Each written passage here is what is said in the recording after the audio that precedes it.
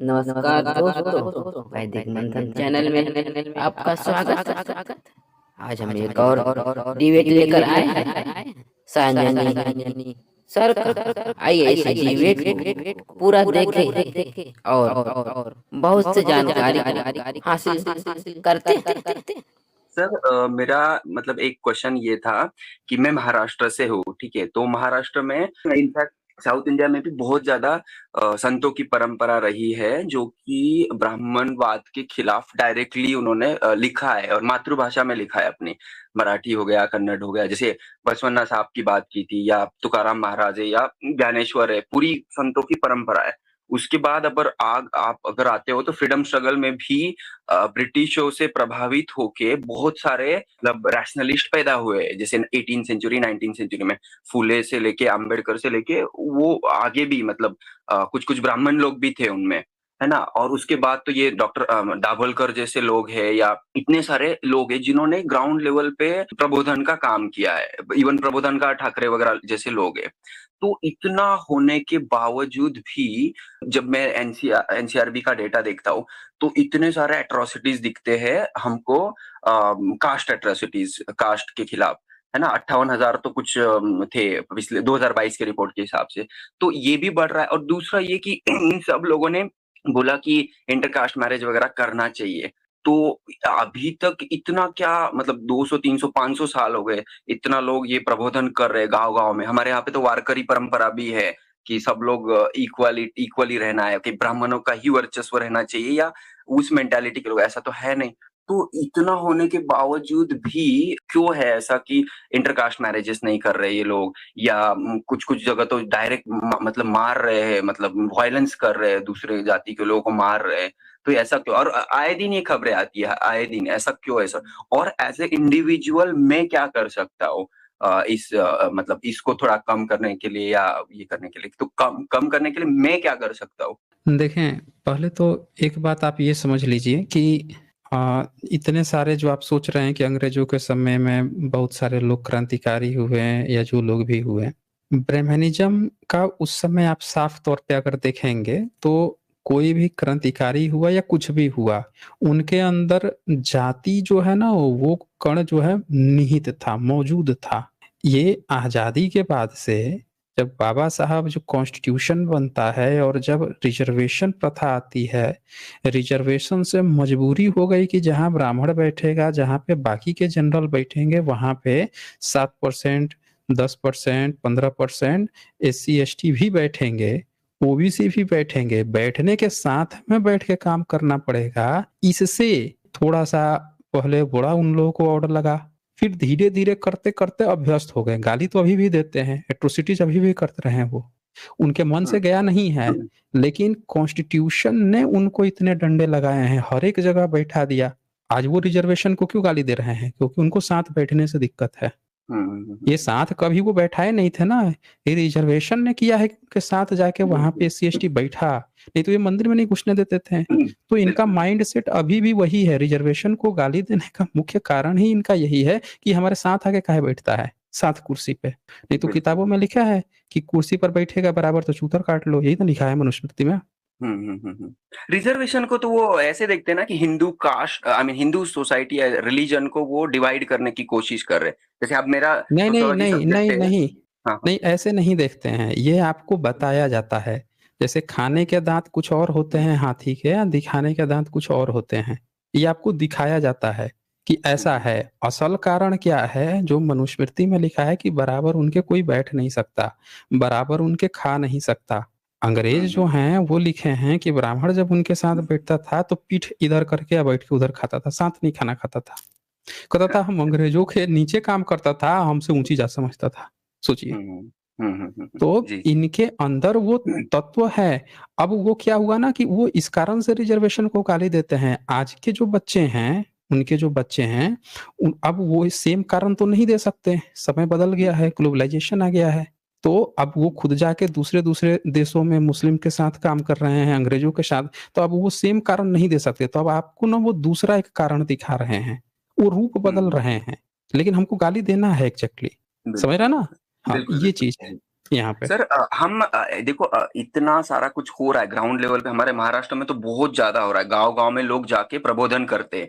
तो हम as a individual क्या कर सकते हैं सर? विमेन के लिए भी बताइए सर, क्योंकि विमेन के लिए तो बहुत 200-300 साल पहले से भी लेजिस्लेशंस भी आ रहे हैं। तब भी आप देखो चाइल्ड मैरिज भी है, उसको डोमेस्टिक वायलेंस भी बहुत ज्यादा होता है, और उसको तो ब्राह्मणिकल पैट्रियार्की भी है कि भाई उसको उस विमेन को कास्ट की नजर से अगर कंबाइन करे तो बहुत ही ज्यादा उसकी दयनीय अवस्था। इवन ब्राह्मणिकल विमेन, ब्राह्मण की विमेन्स को, इवन जैनों की, हमारी जैनों की सर, विमेन को लेबर फोर्स पार्टिसिपेशन ज्यादा नहीं है उनका, और सेकेंडरी ही, मतलब सेकंड सेक्स की तरह ही देखा जाता है। तो हम क्या कर सकते हैं सर एज ए इंडिविजुअल या कोई संस्था के साथ मिलके?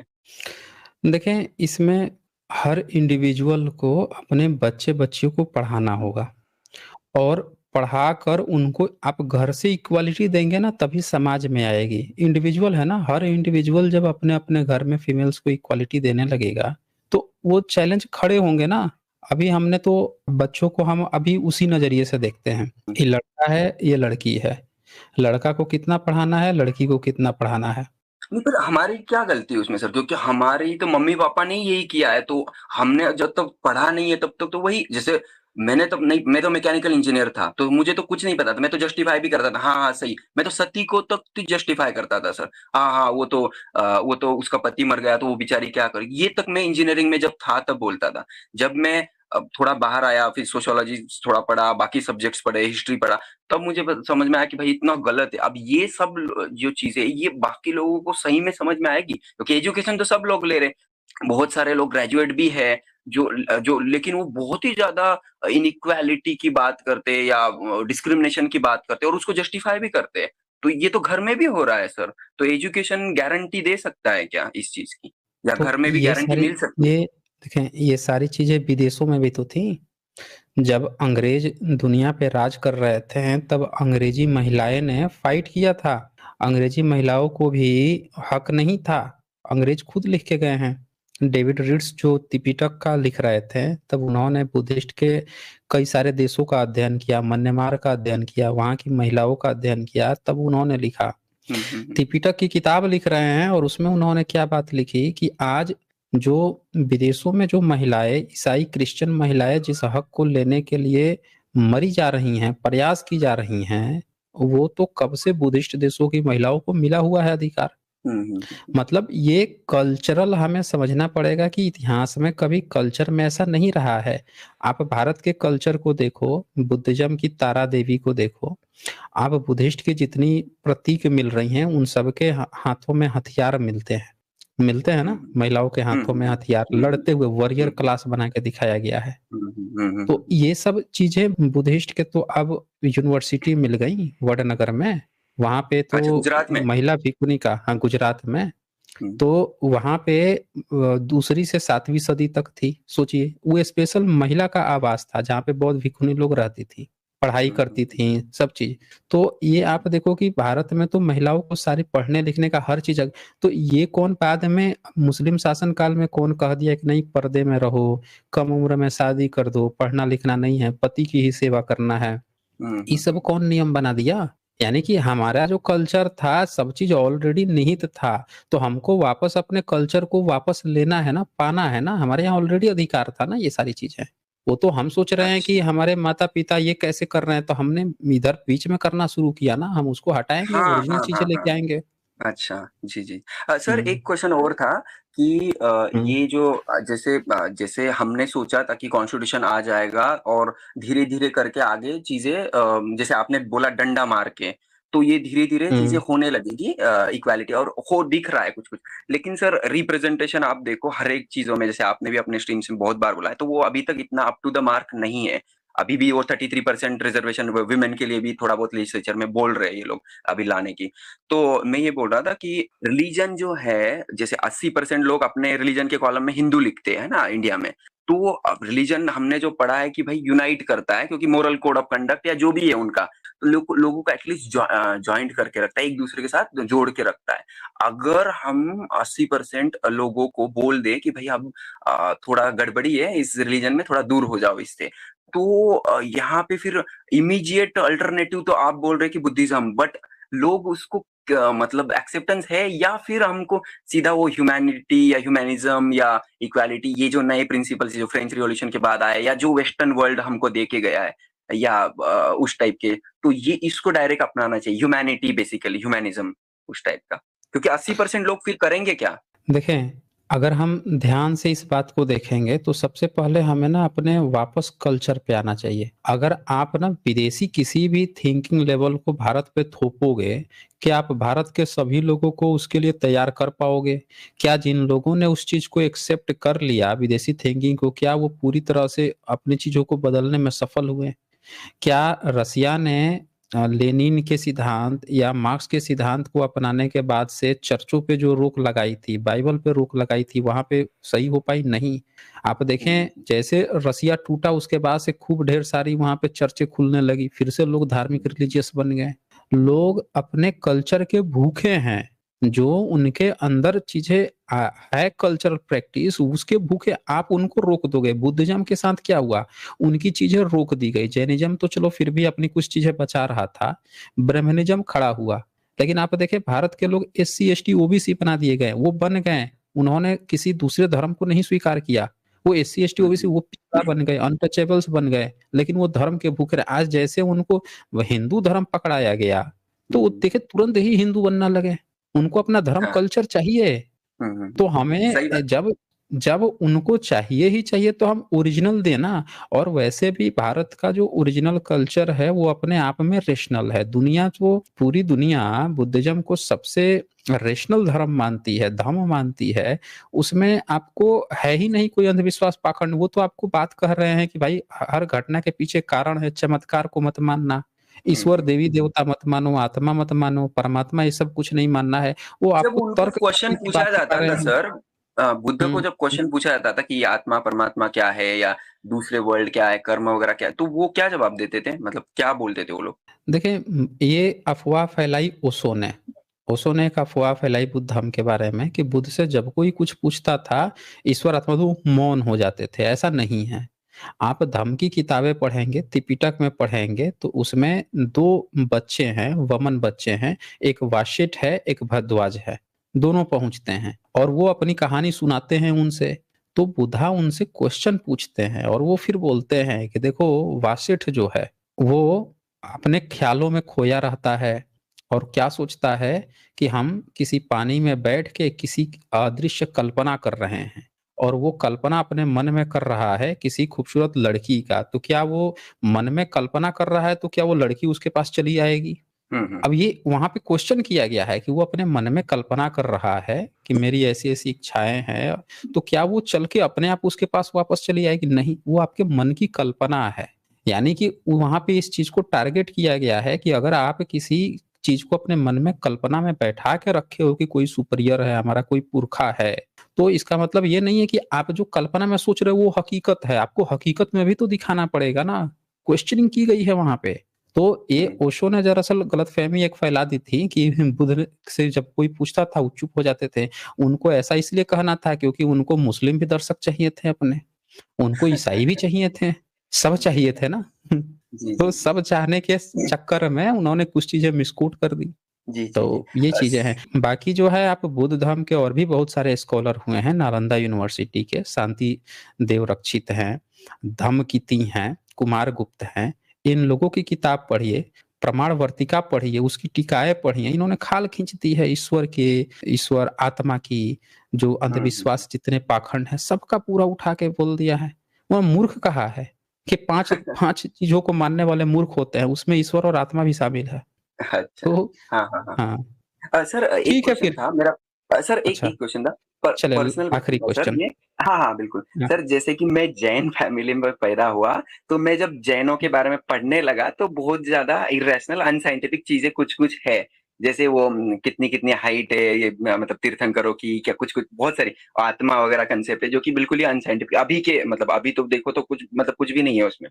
तो अब दिक्कत ये है कि ये चीज़ मैं जब घर पे बोलता हूँ तो दे गेट ऑफेंडेड, मतलब थोड़ा-सा उनको बुरा-सा लगता है कि भाई मतलब क्या बोल रहा है एंड ऑल। और जब मैं समाज में भी जब जाता हूँ, तो मुझे ऐसे ड्यूअल वो वाला लगता है खुद को कि भाई यार, मैं तो ये सब चीजों को मानता नहीं हूँ, लेकिन मेरे को हाथ जोड़ के नवकार मंत्र है या जो भी है उनके, वो करना पड़ रहा है। तो ये मतलब इससे कैसे मतलब वो कैसे डील करूँ सर ये? देखें, जिसको लगता है कि ये चीज़ें ना हम 2000 ढाई हजार साल से कैरी फॉरवर्ड करके ला रहे हैं, उसके सामने आपकी बात जो है ना, महासागर के आगे एक लोटे पानी भर लगेगी, एक बूंद पानी की तरह लगेगी। उसे जी, लगेगा कि इसने तो हमारे सारे पुरखों को गाली दे दिया, हमारे सारे पुरखों को ही गलत बता दिया। जी, जी। समझ रहे हैं ना? बिल्कुल, दरअसल बिल्कुल, यहाँ पे यही यही हो रहा है ईगो सर। क्लैश की बात है, सच्चाई, सत्य स्वीकार करने की बात ही नहीं है। हुँ, हुँ, हुँ। यहाँ पे अगर ये बात होती ना कि सामने वाले इस बात को तैयार हैं कि हाँ यार चलो, अगर इसमें कुछ गलत है तो आप सही बोल रहे हो, आपकी बात हम मान लेते हैं। अगर इतनी बात रहती तब तो कोई प्रॉब्लम ही नहीं था।